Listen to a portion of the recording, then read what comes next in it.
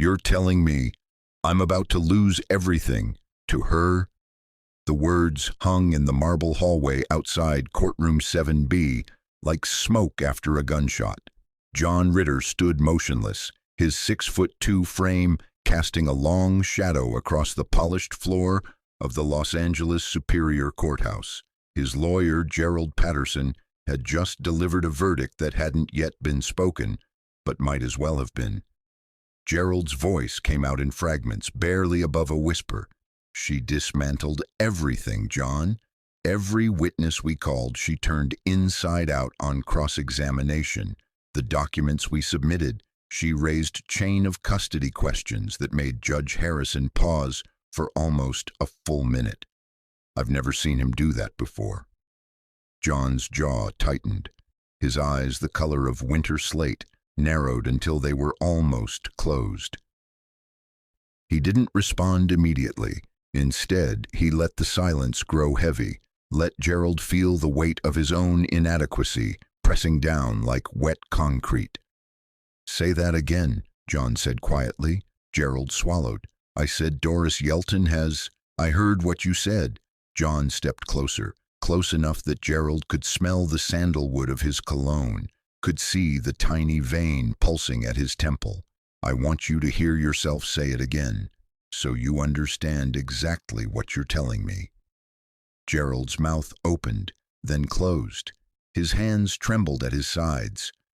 The probability of winning, it's collapsed. We're looking at maybe 10%, maybe less. She has evidence we didn't anticipate, testimony that contradicts. The rest of the sentence died in his throat. John moved without warning.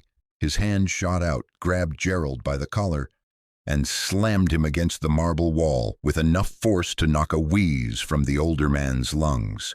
Gerald's feet left the floor just an inch, maybe 2, but enough to make the point clear. John's forearm pressed against his windpipe, not crushing, not yet, just enough pressure to turn every breath into a negotiation. I pay you $400,000 a year. John's voice had dropped to something barely above a whisper, intimate and terrifying. Your firm has received over $12 million from my companies in the last decade, and you're standing here telling me that one woman, one single woman, is about to take everything I've spent my life building? Gerald clawed at John's sleeve. His face had gone from pale to something approaching purple. She's exceptional, he managed to rasp. Never lost a case like this. Please, John. John released him. Gerald collapsed against the wall, coughing violently, fingers fumbling at his tie. He gasped for air in ugly, desperate gulps, while John straightened his jacket with the calm precision of a man adjusting cufflinks before a dinner party. Fix it, John said. Gerald looked up, still wheezing. John, I don't know if... I didn't ask for your assessment. John examined him the way someone might examine a stain on expensive fabric.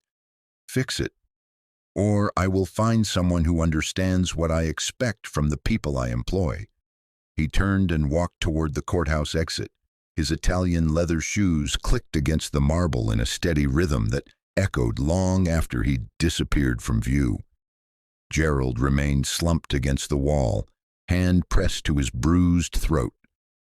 He'd worked for John Ritter long enough to know what those 2 words meant, and it had nothing to do with legal strategy. The doors of courtroom 7B swung open, and Doris Yelton stepped into the corridor surrounded by her legal team. Where John Ritter had left chaos and fear in his wake, she brought something entirely different, a quiet authority that didn't need volume to command attention. 34 years old, though she carried herself with the gravity of someone who'd lived twice that in experience. Sharp brown eyes missed nothing. Her natural hair was pulled back in a style that meant business without sacrificing elegance. The navy suit she wore fit like armor, professional, understated, and unmistakably powerful. Beside her, Margaret Chen walked on unsteady legs, 53, a woman whose family had built a restaurant supply business From nothing over 3 decades, that business no longer existed. John Ritter's acquisition company had purchased their debt, called in loans they couldn't pay, and liquidated everything, all to flip the commercial real estate for a profit margin that meant nothing to him and everything to her. "I don't know how to thank you," Margaret said, her voice thick with emotion. Tears streamed freely down her cheeks. "What you did in there, the way you spoke, I finally felt like someone was listening." Doris stopped walking. She turned to Margaret and took both her hands, holding them firmly but gently. "We haven't won yet," Doris said. "The final hearing is still 2 weeks away, and John Ritter has resources most people can't comprehend. But I made you a promise when I took your case. I intend to keep it." Margaret nodded, wiping her eyes. She hugged Doris quickly, and an embrace Doris returned with genuine warmth, and excused herself to meet her daughter waiting outside. Doris continued toward the lobby, mentally reviewing her preparation notes for the final hearing when something made her look up. Across the marble expanse near the main exit, John Ritter stood watching her. Their eyes met. 3 seconds, maybe 4, long enough for the entire courthouse to fade into background noise, long enough for Doris to register the cold fury in his gaze, the predatory stillness of his posture, the way his hands were clenched into fists at his sides. He didn't smile, didn't nod, didn't offer any professional courtesy. He simply watched her. The way a wolf watches something that has wandered too close to its territory. Doris held his gaze without flinching. Then, deliberately, she looked away first.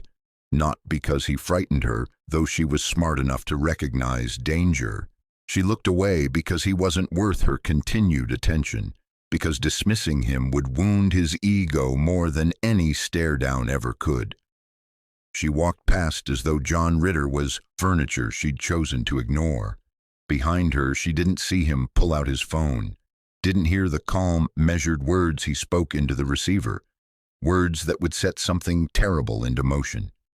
Doris Yelton had no idea that in those 3 seconds of eye contact, John Ritter made a decision that would change both their lives forever. A decision forged in wounded pride and desperate rage. If you've ever locked eyes with someone and felt something shift, for better or worse, you know exactly what she experienced. The electricity of recognition, the instinct that tells you a line has been crossed, even when you can't name it. Make sure you're subscribed, because what happens next, you won't see coming. Night had fallen over Los Angeles by the time John Ritter's black Rolls-Royce Phantom glided through downtown traffic on Wilshire Boulevard. City lights smeared past the tinted windows like watercolor streaks, neon signs, headlights, the glow of 1,000 lives stacked toward the sky. John saw none of it. He sat in the leather back seat, phone in hand, watching the contact name on his screen. Bobby, a name that meant nothing to most people, everything to those who understood how John's empire really operated. He pressed dial. 2 rings. Then a gruff voice. "John, wasn't expecting you tonight." "Bobby, we need to talk." A pause. Television muted in the background. "I'm listening." John chose his next words carefully. Even on encrypted lines, certain things were never spoken directly. The Yelton situation. I need it handled quietly. Make it look accidental. The silence that followed stretched longer than any Bobby had offered in 15 years. When he finally spoke, his voice carried an edge of caution. "She's high profile. Wrongful death investigation on someone like her. It creates problems, attention, the kind of heat that doesn't disappear with money." "I didn't call for analysis." John's voice could have frozen the California summer. "I called for action. Handle it tonight." Another pause. Shorter. Acceptance settling into place. "Consider it done." The line went dead. John stared through the window at the city blurring past. For one fleeting moment, so brief it barely registered, something crossed his features, not guilt, something adjacent to weariness, a flicker of the man he might have been before 20 years of ruthless ambition calcified everything soft inside him. He buried it. People like Doris Yelton didn't understand how the world operated. She was a threat. Threats required elimination. That was simply the natural order. Across town, in a cramped apartment above a laundromat in East Los Angeles, Bobby ended the call and immediately dialed another number. The man who answered was named Manny. "Got work for you," Bobby said without preamble. "Woman named Doris Yelton, attorney, lives alone in Silver Lake." He rattled off the address from memory. Drives a silver Audi A4, usually home between 7 and 9. Make it clean. Car accident. Home invasion. Whatever plays best. Nothing that traces back. Payment, $25 now. $25 when it's confirmed. Done. Bobby hung up and crossed to the counter where a bottle of whiskey waited. He poured 2 fingers, neat, and raised the glass to no one. "Wrong enemy, sweetheart," he muttered as the amber liquid burned down his throat. "Wrong damn enemy." The bass hit Doris's chest before she even stepped through the doors of Velvet Lounge. West Hollywood on a Friday night pulsed with energy, the kind that made you forget depositions and courtrooms and men who looked at you like problems to be solved. Velvet Lounge sat on Sunset Boulevard like a jewel box, all amber lighting and violet shadows. The crowd, a mix of industry executives and people pretending to be industry executives. Doris found her girls in a curved booth near the back. Veda had already ordered champagne, the good stuff, not the house pour, and Florence was halfway through her first glass. "There she is." Veda raised her flute, gold bracelets catching the light. "To Doris Yelton, the woman about to bring down the most untouchable man in California." Florence whooped loud enough to turn heads. They clinked glasses with the enthusiasm of women who'd known each other since law school orientation, back when Doris still believed the system worked exactly as advertised. "The final hearing is 2 weeks away," Doris said, sliding into the booth. "Anything could happen between now and then." Veda rolled her eyes so dramatically her entire head moved. "Girl, please, I saw the highlights on Court TV's social media. You had John Ritter looking like a man who just realized his wallet was empty at a 5-star restaurant." "She's right," Florence added, topping off Doris's glass without asking. "You've got him terrified in those designer shoes. Let yourself enjoy one damn night." Doris wanted to argue, the careful, strategic part of her brain, the part that had won 37 cases and lost only 2, wanted to remind them that overconfidence was a disease that killed careers. But God, she was tired. 18-hour days for the past 3 months. Weekends spent buried in financial documents that made her eyes cross. Sleep that came in fragments, interrupted by dreams about missing deadlines or forgetting crucial evidence. She'd given everything to Margaret Chen's case, because Margaret deserved someone who would. Tonight, just for a few hours, she wanted to remember what it felt like to be something other than a weapon. "Fine," she said, and the word tasted like surrender. "One night," Veda grinned. "That's my girl. Now drink up, because Florence has opinions about your love life, and I'd rather you be tipsy for that conversation." "I don't have a love life?" "Exactly the problem," Florence said. "You're married to the California legal code. At least the law can't leave dirty dishes in your sink, but it also can't—" "Don't finish that sentence. I'm just saying." "Florence." The banter continued, warm and familiar, wrapping around Doris like a blanket she hadn't realized she needed. Veda was bold, loud, the kind of woman who'd argue with a parking meter and win. Florence was softer, funnier, the friend who remembered birthdays and showed up with soup when you were sick. Together, they were the family Doris had chosen, the people who knew her before the reputation, before the winds, before the weight. 2 drinks later, Florence grabbed Doris's hand and pulled her toward the dance floor. The music had shifted to something with a heavier beat, bodies moving in the low light like shadows given permission to live. "I don't dance," Doris protested. "You do tonight." And somehow, surrounded by strangers and bass and the smell of expensive perfume, Doris found herself moving. Not well. She'd never claimed rhythm as a skill, but freely, eyes closed, shoulders loose. The case, the pressure, the endless calculating, all of it faded to background noise beneath the pulse of the music. For 10 perfect minutes she was just a woman dancing with her friends. She didn't know that, across town, 2 men sat in a black SUV outside her empty house, waiting for her to come home so they could end her life. The Silver Lake bungalow sat dark and quiet on a tree-lined street. Manny checked his watch for the 3rd time. 9:45. She should have been home by now.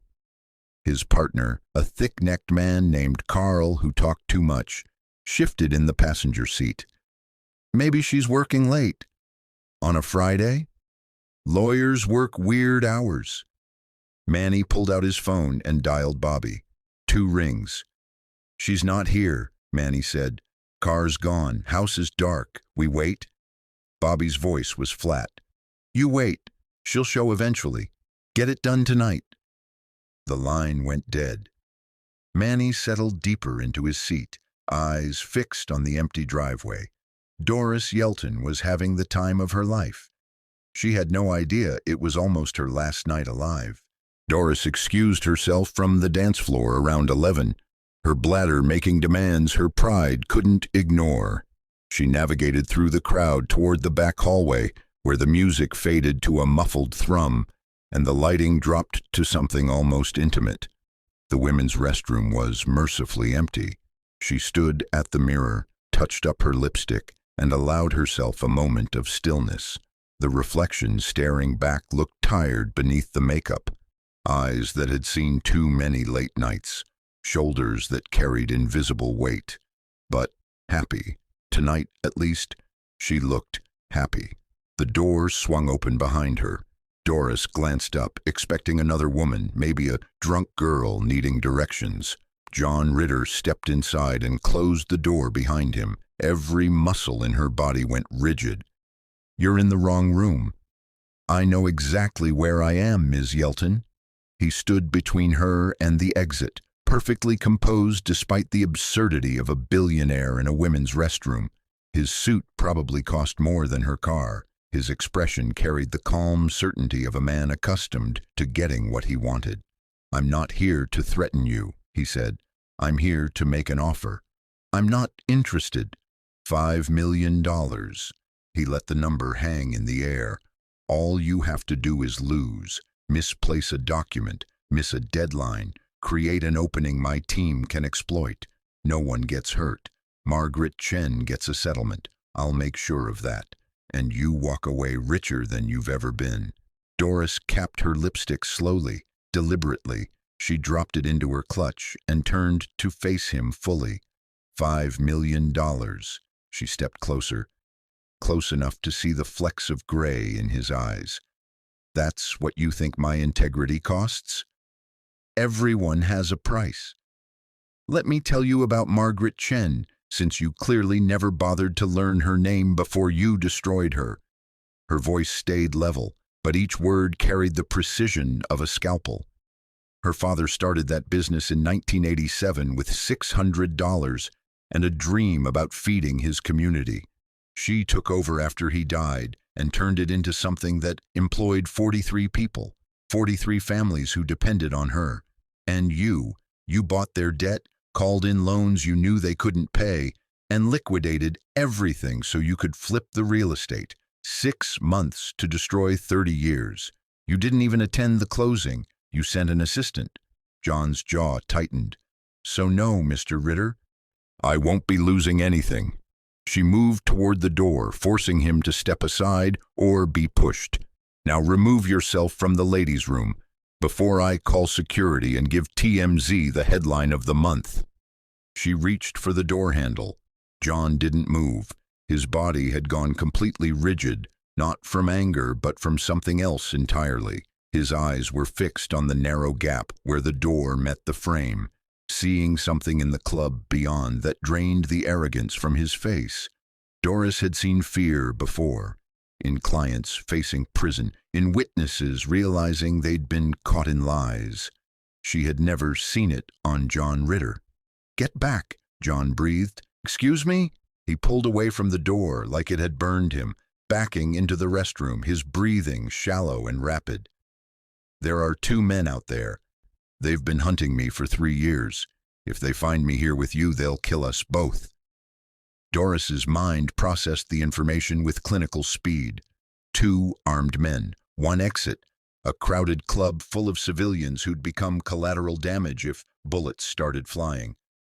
"Why are they hunting you?" "Does it matter right now?" "It matters to me." John's laugh was hollow.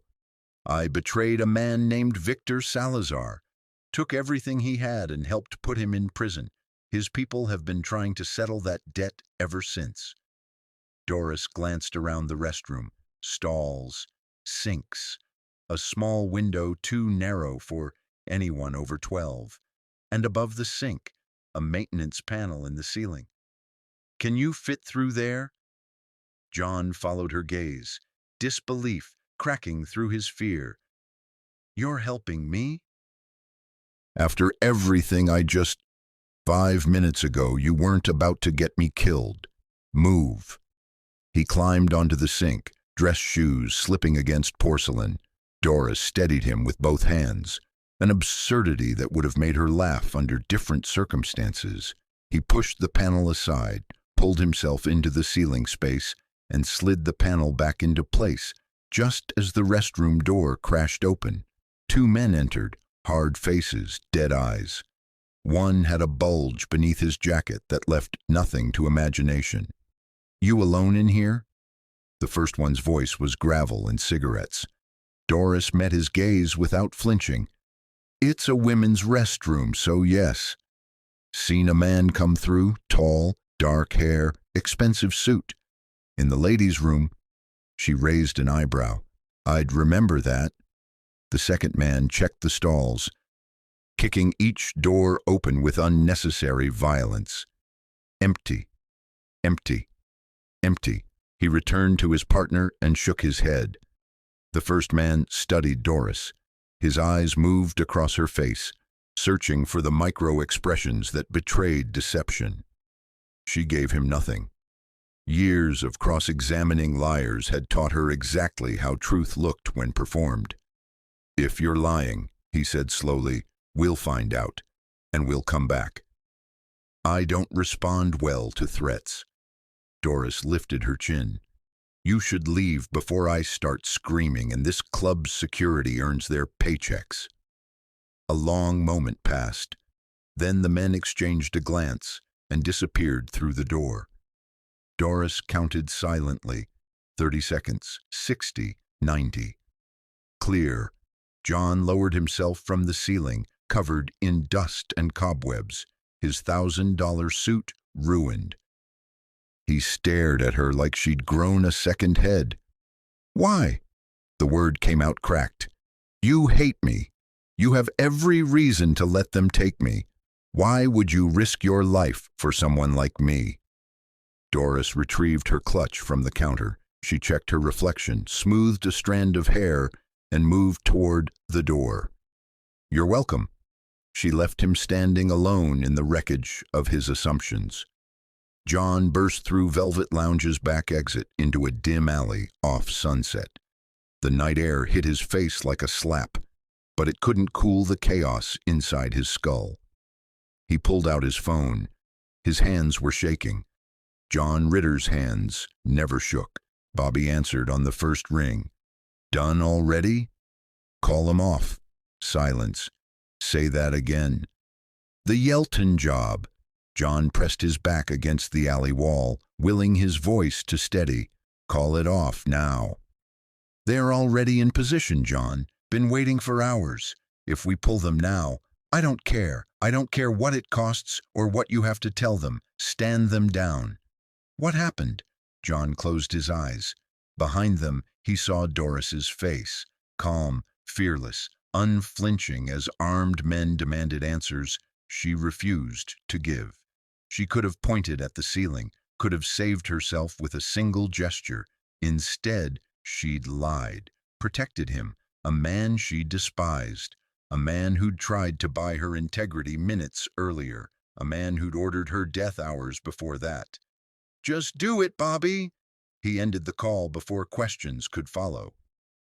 In the black SUV outside Doris's Silver Lake bungalow, Manny's phone buzzed. He listened. His expression shifted from confusion to irritation. "Job's canceled," he said to Carl. "We're done." "You're kidding." "Do I look like I'm kidding?" They pulled away from the curb and vanished into the Los Angeles night. Doris Yelton would come home an hour later, slightly drunk, completely happy, and utterly unaware that she'd been minutes from death. She'd saved the life of the man who tried to take hers. And something inside John Ritter, something he'd buried so deep he'd forgotten it existed, cracked wide open. The white orchids arrived Monday morning. No card, no sender name, just petals and silence. By Wednesday, documents appeared on Doris's desk. Financial records from John Ritter's holding company, internal memos about the Chen acquisition, evidence of predatory practices that could bury him. She had every page verified, authentic. Someone inside John Ritter's empire had handed her weapons to destroy him. The only person with that access was John himself. It made no sense. She used the documents anyway. 4 days before the final hearing, Doris left the courthouse after a preliminary motion. John fell into step beside her on the sidewalk. "You're following me now," she said without slowing. "I prefer persistently present. I prefer harassment. Have dinner with me." "No. One dinner, public place. You leave whenever you want." Doris stopped walking. Pedestrians flowed around them like water parting for stones. "Tell me what you want, John. The bribery I understood, the intimidation I understood, but flowers? Evidence against yourself? None of it tracks. So what game is this?" "It's not a game." "Then what?" He was quiet for a moment. When he spoke, the armor in his voice had thinned. "I've spent 20 years surrounded by people who would sell me for half what I offered you in that restroom. Friends, family, business partners. Everyone has a price." He met her eyes. "Then you, a woman with every reason to want me destroyed, risked your life to protect me for nothing, no angle, no advantage, just because it was right." Doris studied him. Beneath the expensive clothes and practiced composure, she saw something unexpected. Confusion, genuine, unsettling confusion, the look of a man whose entire worldview had cracked open. "I saved you because I don't watch people die when I can prevent it," she said. "Don't build a romance from basic decency." "I'm not building anything. I'm trying to understand something I've never encountered." She should have walked away. Every instinct screamed that this was dangerous territory. "One dinner," she heard herself say, "public, and I leave the second you make me regret it." 3 days later, she found herself pulling into the valet lane at Enzo's, still wondering what the hell she was doing. The restaurant sat in a quiet corner of Beverly Hills, where discretion came with the wine. Private booths, soft lighting, the kind of place where secrets were exchanged without witnesses.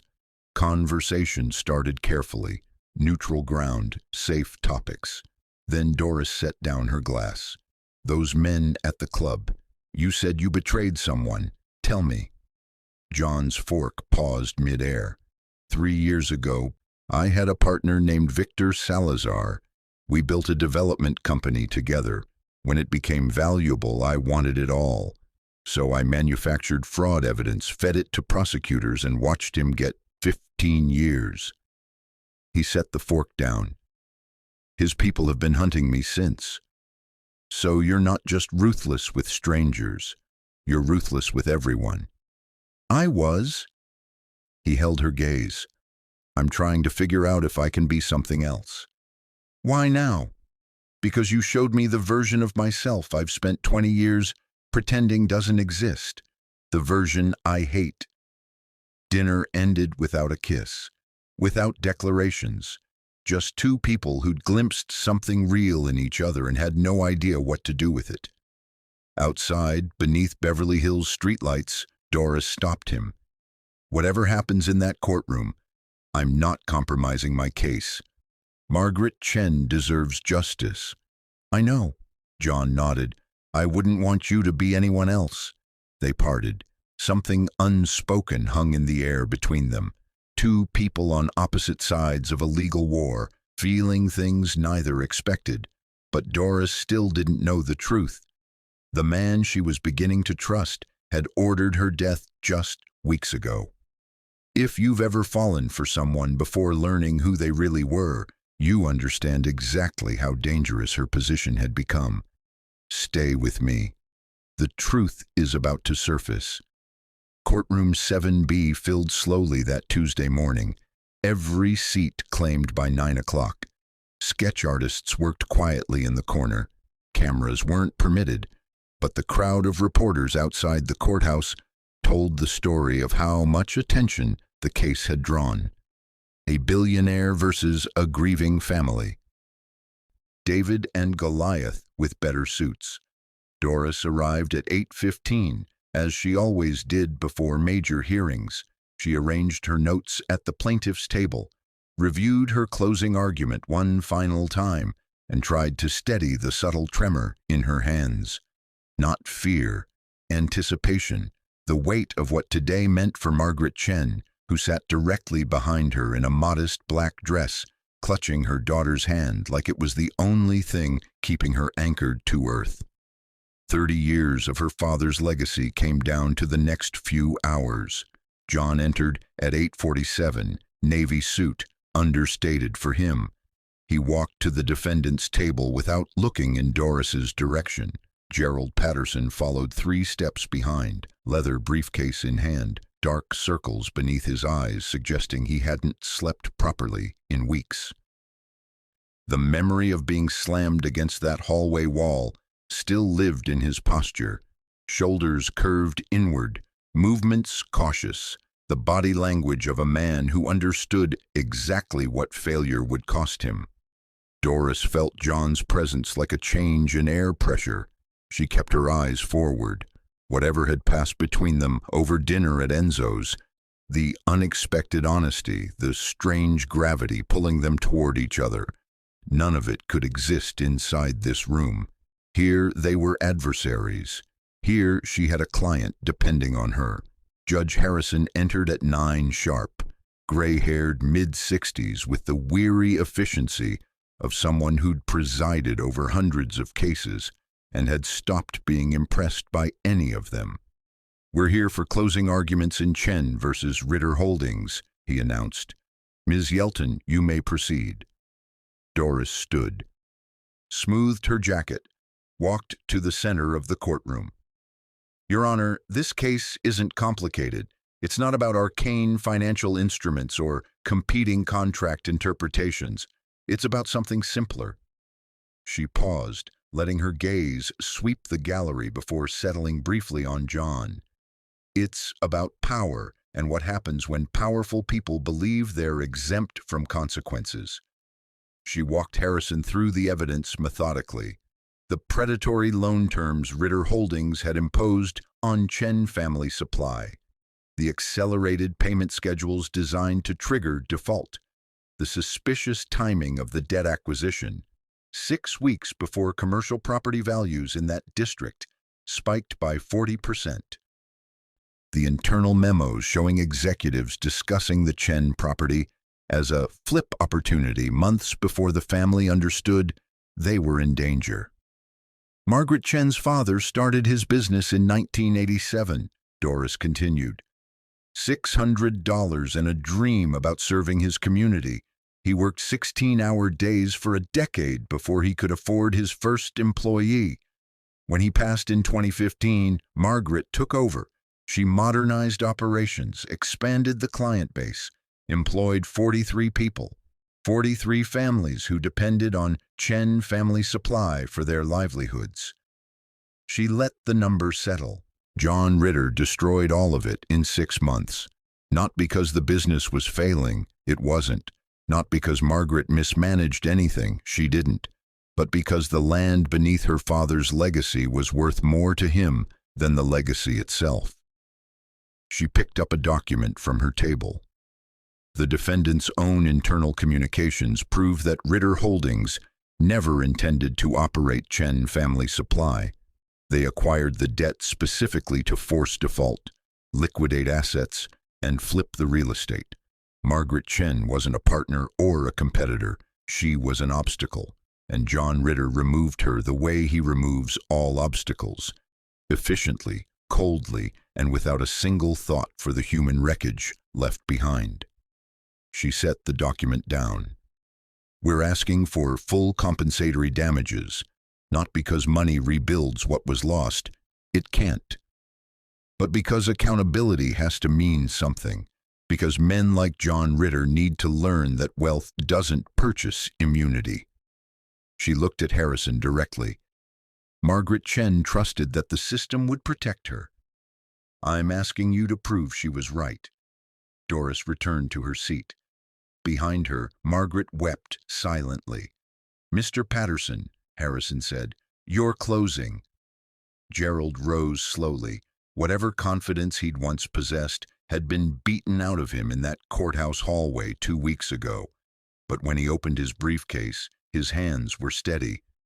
Your Honor, before I deliver closing arguments, the defense wishes to introduce newly discovered evidence. Evidence obtained within the past 10 days that fundamentally alters the nature of this case. Doris's chest tightened. Gerald handed a thick folder to the bailiff, who delivered it to Harrison's bench. Mr. Ritter retained a team of private forensic investigators following the preliminary hearing. Their task was to conduct an independent analysis of Chen Family Supply's complete financial history, not the documents provided in discovery, but original source records obtained through subpoena from banks, vendors, and the company's former accountant. He paused. The courtroom had gone silent. What they discovered was systematic embezzlement spanning nearly 8 years. The company's longtime accountant, Howard Lau, siphoned approximately $2.3 million through falsified vendor invoices, phantom employee payments, and manipulated ledgers.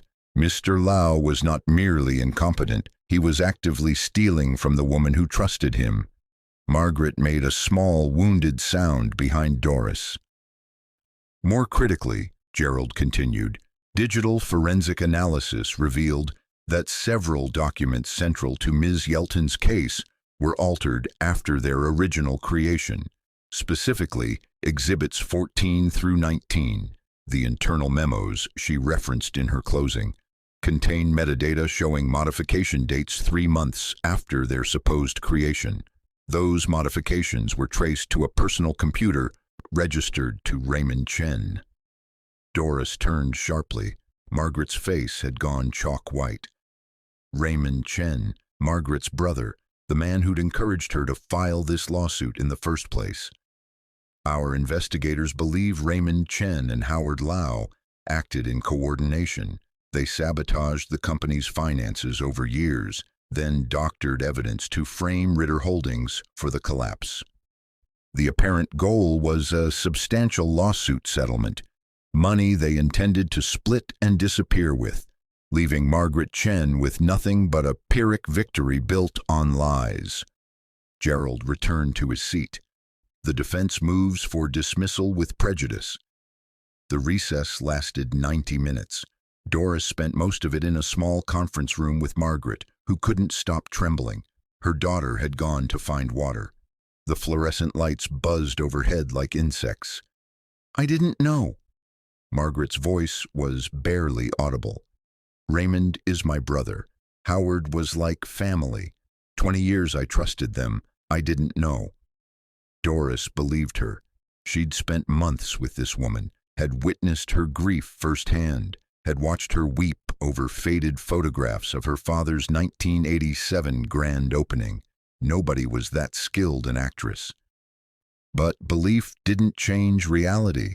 During the recess, Doris had her own forensic expert review Gerald's documents remotely. The metadata was genuine. The embezzlement trail was authentic. The alteration timestamps were real. Margaret Chen had been betrayed by her own blood, and Doris had built an entire case on evidence that Margaret's brother had poisoned from the inside. Judge Harrison returned at 11:15. "I've reviewed the defense submissions," he said, voice heavy. "I've also consulted with a digital forensics specialist regarding the metadata claims. The evidence of document alteration is substantial and credible." Doris stared at a fixed point on the table. She already knew what was coming. This court cannot award damages based on evidence that has been fabricated or modified to support a predetermined conclusion. "Ms. Yelton," Harrison's tone softened slightly, "I want to be clear. I don't believe you were aware of these alterations. Your reputation in this courthouse is beyond reproach. But the integrity of the evidentiary record has been compromised beyond repair." He folded his hands. "The case against Ritter Holdings is dismissed with prejudice. Ms. Chen, I'm deeply sorry for what you've experienced. But the appropriate targets for your grievance are Mr. Lau and your brother, not the defendant." He reached for his gavel. "Court is adjourned." The sound of wood striking wood echoed like a door slamming shut. The courtroom emptied slowly. Doris remained at the plaintiff's table while Margaret sobbed behind her, while the gallery filtered out murmuring about the twist nobody saw coming, while reporters rushed outside to file stories about the dramatic collapse of the Chen case. She'd lost before, twice in 15 years. Clean losses, honest defeats against better arguments or stronger evidence. This wasn't clean. Something had been stolen, not just from Margaret, but from Doris herself.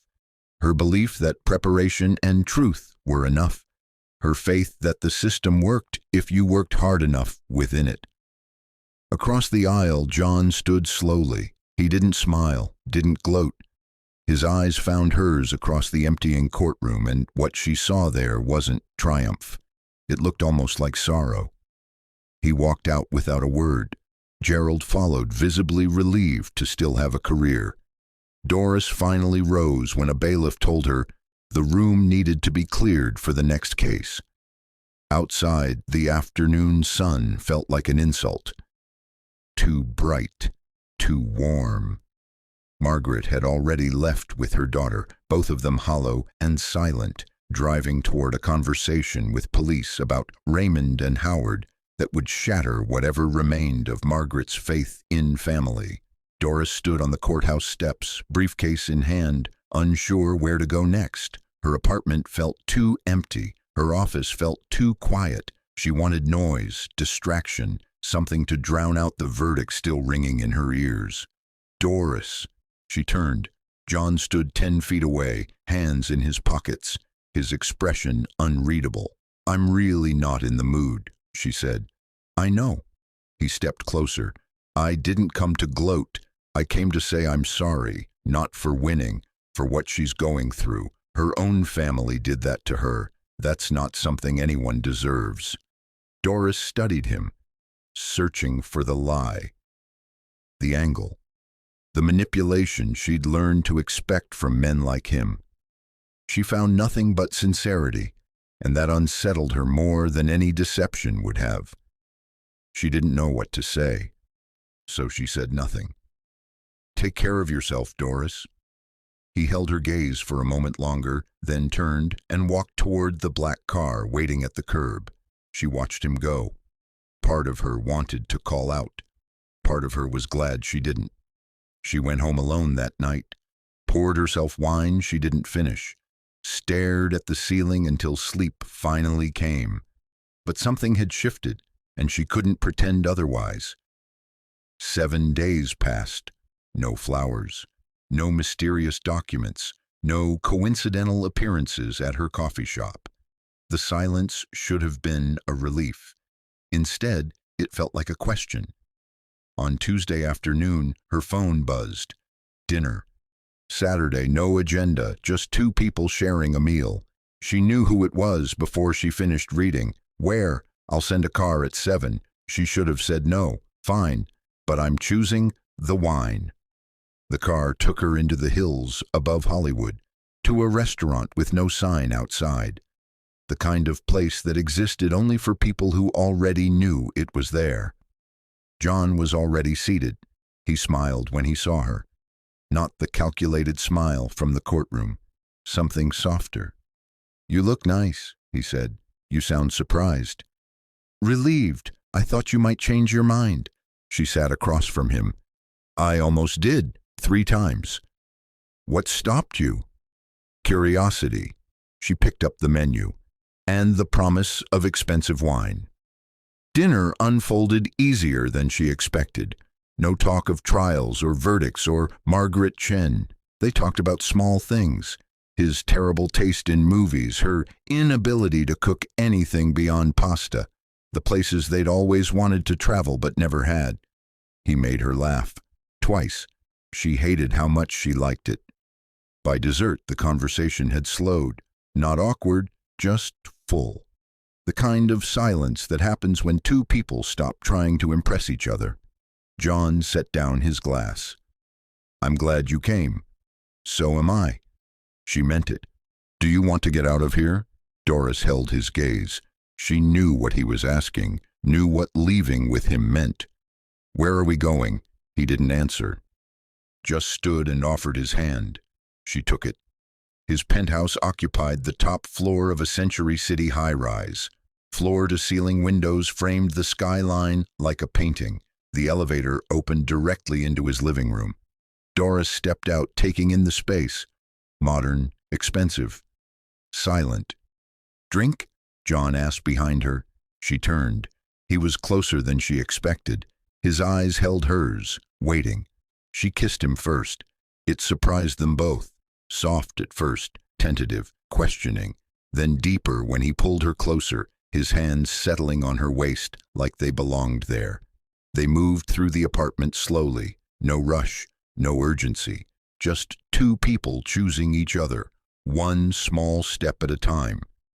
In the bedroom, the city lights painted everything in soft gold. He paused, his forehead resting against hers. "Are you sure?" she answered by pulling him closer. What followed was quiet, unhurried, nothing like she'd imagined a man like him would be. He was gentle in ways that surprised her, present in ways that made her feel seen rather than conquered. Afterward, they lay in silence, his arm across her stomach, her head on his shoulder, the city glowing beyond the glass. "I didn't expect tonight," she said. "Neither did I." His fingers traced lazy patterns on her arm. "I didn't expect you." She closed her eyes, let herself feel safe. They fell asleep wrapped around each other, unaware that everything was about to shatter. Morning light filtered through the penthouse windows, painting everything in soft gold. Doris woke slowly. The sheets were unfamiliar, too soft, too expensive. The ceiling was wrong. For 3 disorienting seconds, she didn't know where she was. Then she remembered. She reached across the bed. Empty. The sheets on his side had gone cold. "John?" No response. From somewhere distant, she heard water running. A shower. She sat up, pulling the sheet around her chest. His phone sat on the nightstand, buzzing. Some notification. An email, maybe. The sound was irritating. She reached over to silence it. Her thumb brushed the screen. It lit up. No passcode. She wasn't going to look. She wasn't that woman. She'd just silence it, and a name caught her eye. Bobby. The message thread was visible from a recent conversation. She didn't mean to read it, but the words were right there. "Handle the Yelton problem quietly." Make it look accidental. Her breath stopped. She scrolled up, telling herself to stop. Unable to stop. Her address, her car, her schedule. Instructions to make it look like an accident. A price, $50,000 for her life. And then John's messages from the night of Velvet Lounge. Frantic, demanding they call it off. Stand down. Now, the timeline reconstructed itself with horrifying clarity. John had ordered her death before the club, before she hid him in the ceiling, before she lied to armed men to protect him. He canceled the hit only after she saved his life. Every moment since, the flowers, the first date, the trial last night, all of it existed in the shadow of his original decision to have her murdered. The shower stopped. Doris set the phone down, carefully, precisely. John appeared in the bedroom doorway, towel around his waist, steam rising behind him. He was smiling, relaxed, unguarded. The smile vanished when he saw her face. His eyes dropped to the phone. "Doris, the Yelton problem." Her voice was calm, terrifyingly calm. "That's what you called me, a problem to be handled." "Let me explain." "Explain what?" She stood, wrapping the sheet around herself. "That you sent men to my house, that they waited outside while I was dancing with my friends, ready to make it look like an accident. I canceled it the second you saved me, and that makes it better?" She laughed, hollow, broken. "You only decided not to murder me because I hid you in a ceiling."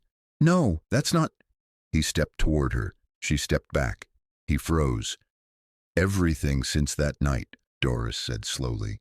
"The flowers, the dinners, the honesty about wanting to change. Was any of it real, or was it just guilt wearing a mask?" "It was real." "Everything I felt—" "You don't get to say that." Her voice cracked for the first time. She hated herself for it. "You planned my death. You gave them my address, my schedule. You put a price on my life like I was a transaction." She gathered her clothes from the floor, dressed with mechanical precision. No tears. She refused to give him that. John stood frozen, helpless. "Doris, please." "I defended you." She paused at the door, her back to him. "Inside my own head, I argued with myself, told myself that what I saw was real." She turned, looked at him one last time. "I let myself believe. I let you touch me." He had no words. "Don't contact me again." She opened the door. "Ever." She walked out. The door clicked shut behind her. It sounded exactly like a verdict. John stood in the middle of his penthouse, staring at the door she'd walked through. He didn't move for a long time. The morning light shifted across the floor. The city hummed 14 stories below. None of it reached him. He walked to the nightstand, picked up his phone. The message thread with Bobby was still there. Her name scattered through it like evidence at a crime scene. Her address, her car, her schedule, a price on her life. He'd typed those words without hesitation. He set the phone down. Didn't throw it. Didn't have the energy. He sank onto the bed. The sheets still smelled like her. He stayed there until the light changed and changed again. Days passed. He stopped counting. He didn't go to the office, didn't answer calls. Bobby came by twice. John sat in the dark until he left. He ate when he remembered, slept when his body forced him. The penthouse grew stale around him. Dishes in the sink, curtains drawn, the silence of a man who'd finally run out of moves. One night he found an old photograph while looking for something else. His mother, laughing at something outside the frame. Taken before the diagnosis changed everything. She died when he was 19. He'd flown home, buried her, and returned to school 3 days later, never looked back. His father called it strength. It wasn't strength. John stared at the photograph for hours. She'd believed he could be good, told him so near the end. He'd spent 20 years proving her wrong. He didn't know how to prove her right. But he knew he couldn't keep living like this. He started small, sold the penthouse, moved to a modest apartment in Koreatown. Let the news cycle chew on that for a week. He found a legal aid clinic in South Los Angeles, the same one Doris supported, showed up and asked if they needed help. The director looked at him like he was crazy, then handed him a stack of files and pointed to a desk. He answered phones, filed paperwork, sat with people who'd lost everything and listened, without offering solutions he couldn't deliver. Most days, he felt useless. Some days, he felt like he was learning something. He didn't do it for attention, didn't announce it, didn't expect anyone to notice. He did it because he didn't know what else to do. Doris buried herself in work. 3 new cases. If she kept moving fast enough, she wouldn't have to think about anything except the next deadline. Veda called twice a week. Florence showed up with food. They worried about her. She told them she was fine. One evening, scrolling through her phone, she saw a headline: Ritter sells Century City penthouse, billionaire's quiet exit. She read the article twice, clicked on another. Former CEO spotted volunteering at South La Legal Clinic. The photo showed John in jeans and a plain shirt, carrying boxes through a doorway. No suit, no driver. He looked thinner, tired. She turned off her phone and poured a glass of wine. She didn't know what to feel, so she didn't let herself feel anything. A letter arrived 3 weeks later, handwritten, no return address. She recognized the handwriting from court documents she'd studied for months. She almost threw it away. Almost. She opened it. Doris, I'm not asking for forgiveness. I don't deserve it. I just need you to know that everything after Velvet Lounge was real. The dinners, the conversations, that night. All of it. Everything before was also real. I ordered your death. I can't undo that. I can't explain it in a way that makes sense because it doesn't make sense. I was someone I don't want to be anymore. You saved my life that night, not just in the ceiling, after. You made me see what I'd become. I'm trying to be different now, not for you. I know I lost that chance, but because you showed me it was possible. I won't contact you again. John. Doris read it once, folded it, put it in a drawer. That night she read it again. Then she cried for the first time since she'd left his apartment. 1 month later she found herself standing outside his building, Koreatown. A walk-up with no doorman, a far cry from Century City. She didn't know why she was here, didn't have a speech prepared, just knew she couldn't keep pretending she didn't think about him. She knocked. John opened the door. He looked different, leaner, unshaven, wearing a t-shirt that had seen better days. He stared at her like she might disappear if he blinked. I didn't come to forgive you, she said. Okay. I came because... She stopped, started again. I've spent 2 months trying to hate you. It's not working, and I need to understand why. John stepped back. Do you want to come in? She hesitated, then walked past him. The apartment was small, clean but bare. A couch, a table, books stacked against one wall, a single photograph on a shelf. A woman she didn't recognize. They stood in the middle of the room, neither sitting. I have a question, Doris said, and I need you to answer honestly. Okay. If I hadn't hidden you that night, if I'd pointed at the ceiling and let them take you. She paused. Would you have let me die? John didn't look away. I don't know. That's not an answer. It's the only honest one I have. His voice was quiet. I want to tell you no. I want to believe I would have called it off anyway, but I don't know if that's true, and lying to you now would be worse than what I've already done. Doris absorbed that. It wasn't the answer she wanted, but it was real. Who's the woman? She nodded toward the photograph. My mother. She died when I was 19. Were you close? She believed I could be good. He looked at the picture.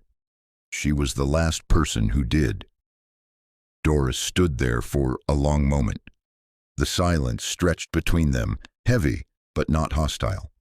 I'm not ready to forgive you, she said finally. I don't know if I'll ever be. I understand, but I'm willing to. She searched for the right words. Keep talking, if you are. John's expression shifted. Something fragile moved behind his eyes. I'm willing to wait as long as you need. Doris nodded, moved toward the door, stopped with her hand on the knob. Your mother, she said without turning around. Maybe she wasn't the last. She left before he could respond. John stood in his empty apartment listening to her footsteps fade down the stairs. For the first time in months, he let himself breathe. Doris didn't forgive him that day. She wasn't ready, and she didn't pretend otherwise. But she left the door open, just slightly, for something neither of them could name yet. 1 year later, Doris stepped out of courtroom 12B into a swarm of cameras and microphones. Her client, a coalition of 63 families displaced by a predatory housing corporation, stood beside her, tears streaming down faces that had waited 3 years for this moment. The verdict, liable on all counts, full restitution, the largest tenant rights victory in California history. Reporters shouted questions. Photographers jockeyed for angles. Doris answered a few, smiled for the cameras, then quietly excused herself. She needed air, space, a moment to breathe before the celebration dinner her team had planned. She walked down the corridor, heels clicking against marble, until she found a quiet stretch of hallway near the east exit, the same hallway where 2 years ago she'd watched John Ritter slam his lawyer against the wall. Different time, different woman, same courthouse. She leaned against the wall and closed her eyes. Congratulations. Her eyes opened. John stood 15 feet away, not approaching, not demanding attention, just present. He wore a simple gray sweater and dark jeans, no Italian suit, no displays of wealth.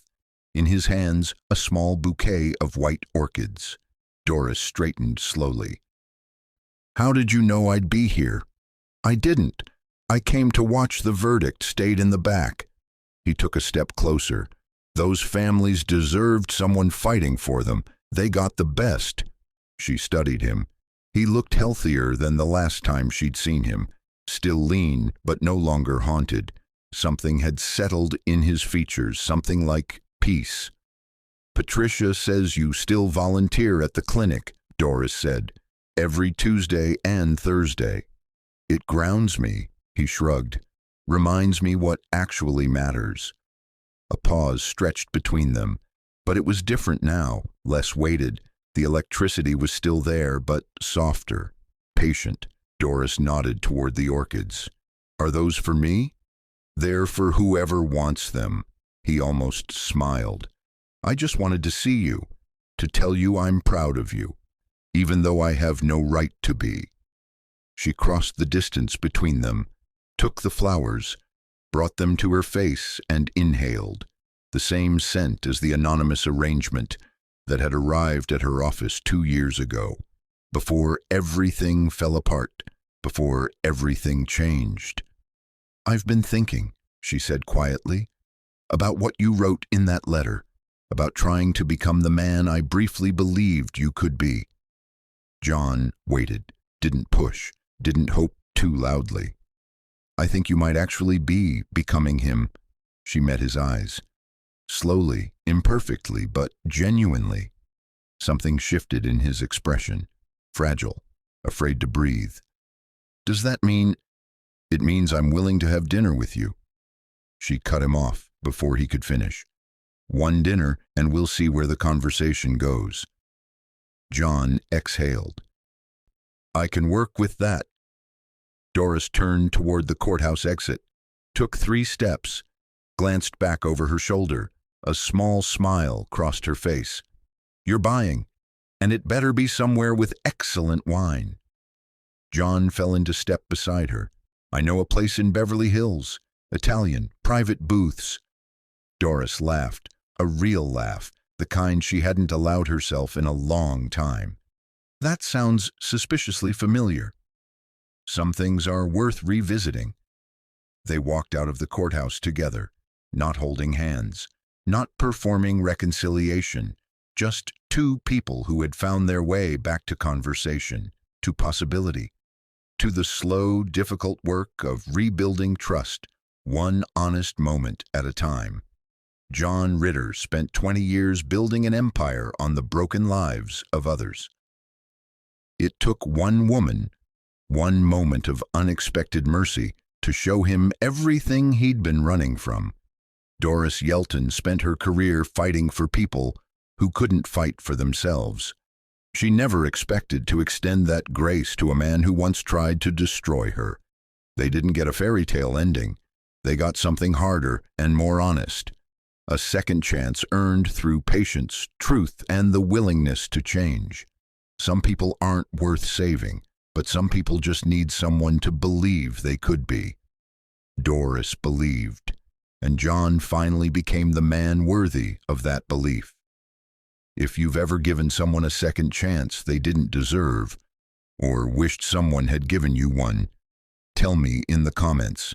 And if you've stayed with me through every twist, every betrayal, every moment of impossible hope, thank you. Make sure you're subscribed, because stories like these remind us that people can change if they're willing to do the work.